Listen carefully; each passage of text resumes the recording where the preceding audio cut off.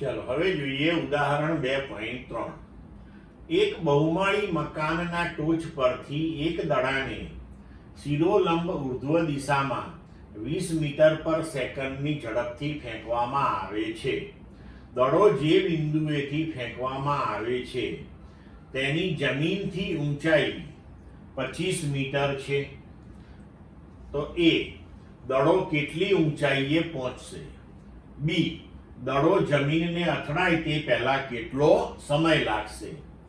જી આપણને કહ્યું છે 10 મીટર પર સેકન્ડ સ્ક્વેર લો. હવે ઉકેલ જોઈએ. તો જુઓ પરિસ્થિતિ અહીંયા આકૃતિમાં જુઓ કે 25 મીટર ઊંચું બહુમાળી મકાન અને એની ટોચ ઉપરથી આપણે દડો ફેંક્યો, બરોબર છે. હવે અહીંયા આપણે ધારો કે આ જે દડો છે એ બી જેટલી મહત્તમ ઊંચાઈ સુધી પહોંચે છે એવું વિચારી લઈએ અને પછી ત્યાંથી એ ફરી પાછો નીચે જમીન પર પડે છે, બરોબર છે. તો આ જે મહત્તમ ઊંચાઈ છે એને આપણે y નામ આપ્યું છે અને એનું આ જે પ્રારંભિક સ્થાન છે એને આપણે y0 કહીએ. તો a થી b સુધીનું અંતર y માઇનસ y0 અથવા તો એને આપણે ઊંચાઈ h પણ કહી શકીએ, બરોબર. હવે આપણે ગણતરી કરીશું. જુઓ કે હવે આપણને કહેલું છે કે એ બિંદુએથી જ્યારે પદાર્થને ફેંકીએ છીએ ત્યારે તેનો પ્રારંભિક વેગ 20 મીટર પર સેકન્ડ છે. પ્રવેગ આપણે a બરાબર g માઇનસ 10 મીટર પર સેકન્ડ સ્ક્વેર લેવાનો છે કારણ કે એ અધો દિશામાં હશે. અને બી બિંદુએ જ્યારે પદાર્થ પહોંચશે એટલે કે દડો પહોંચશે ત્યારે તેનો અંતિમ વેગ થઈ જશે 0 મીટર પર સેકન્ડ. તો હવે સૌથી પહેલો પ્રશ્ન આપણો એ કે દડો કેટલી ઊંચાઈએ પહોંચશે. તો ધારો કે ઊંચા મકાન પરથી ઊંચે ફેંકેલા પદાર્થ a થી b એટલે કે h જેટલી ઊંચાઈએ જાય છે. તો આપણે સમીકરણ v² - v0² બરાબર 2ah પરથી લખી શકીએ કે v બરાબર 0 પ્રારંભિક વેગ 20 2a બરાબર -10 into h. આને ઉકેલીશું તો જવાબ મળશે h બરાબર 20 મીટર. એટલે કે બોલ એટલે કે દડો આપણો ટાવરની ઊંચાઈએથી 20 મીટર જેટલો ઊંચે જશે, બરોબર. હવે ઓલરેડી 25 મીટર જેટલે ઉપરથી તો આપણે ફેંક્યો હતો અને બીજો 20 મીટર ગયો. તો હવે બી બિંદુએથી જ્યારે જમીન પર પડશે ત્યારે 45 મીટર જેટલું અંતર એ ટૂંકમાં કાપશે. હવે બરોબર. હવે આપણે બીજા પ્રશ્ન ઉપર જઈએ કે દડો જમીનને અથડાય તે પહેલા કેટલો સમય લાગશે. તો આ ગણતરી આપણે બે રીતે કરી શકીએ છીએ કે એક આપણે એવું કરીશું કે a થી b સુધી જતા એને કેટલો સમય લાગે છે એ ગણીશું ને પછી b થી જમીનને અથડાતા કેટલો સમય લાગે એ સમય શોધીશું ને પછી બે સમયનો સરવાળો કરીશું. અને બીજી પદ્ધતિમાં ડાયરેક્ટ આપણે પ્રારંભિક સ્થાન અને અંતિમ સ્થાન ગણીને આગળ વધીશું. તો હવે જોઈએ પ્રથમ રીત. તો a થી b સુધી જતા લાગતો સમય ધારો કે t1 અને b થી જમીન સુધી એટલે કે c સુધી જતા લાગતો સમય t2.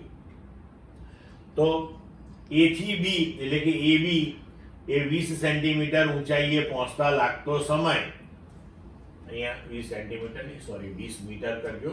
20 મીટર ઊંચાઈએ પહોંચતા લાગતો સમય t1 હોય તો ગતિના સમીકરણ પરથી v બરાબર v0 પ્લસ at માં આપણે v બરાબર 0 v0 20 અને a બરાબર -10 મૂકી દઈએ અને t બરાબર t1 મૂકીએ તો આપણને t1 બરાબર 2 સેકન્ડ મળશે.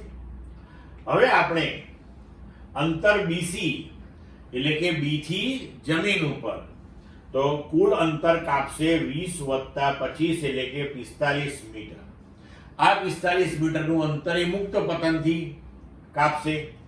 તો એના માટેનો સમય ધારો કે t2 છે તો સમીકરણ s બરાબર v0t વત્તા હાફ at સ્ક્વેરમાં આપણે s એટલે કે bc 45 મીટર, પ્રવેગ -10 અને સમય t બરાબર t2 મૂકીએ.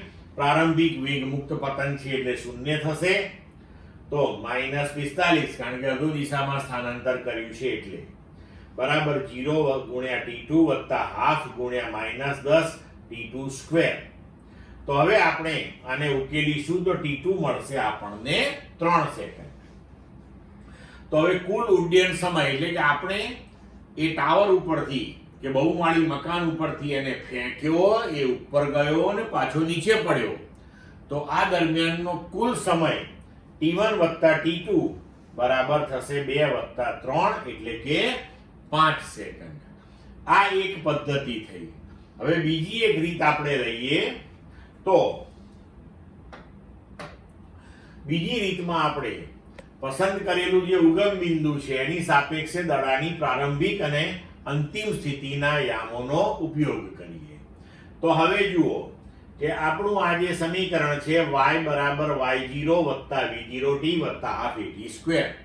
આ સમીકરણમાં y જે છે અંતિમ સ્થાન બતાવે છે, y0 પ્રારંભિક સ્થાન બતાવે છે. એનો હવે આપણે ઉપયોગ કરીએ. તો પ્રારંભિક વેલોસિટી એટલે કે વેગ એ આપણે દડાની જે ફેંક્યો છે એ લઈશું અહીંયા. તો y0 પ્રારંભિક સ્થાન 25 મીટરેથી આપણે એને ઉપર ફેંક્યો અને જ્યારે જમીન ઉપર એ પાછો પડે છે તો જમીનને આપણે સંદર્ભ લઈએ તો ત્યાં યામ થઈ જશે 0. પ્રારંભિક વેગ 20 એ બરાબર -10. તો સમય કેટલો? તો કે આ મૂલ્યો બધા આપણે સમીકરણમાં મૂકીએ તો y બરાબર 0, y0 25, v0 20 into t વત્તા half a -10 into t square. હવે આને આપણે ઉકેલીશું તો આ જે દ્વિઘાત સમીકરણ મળે ને એને ઉકેલ મેળવીએ તો આપણને t બરાબર 5 સેકન્ડ મળશે. ક્લિયર મિત્રો?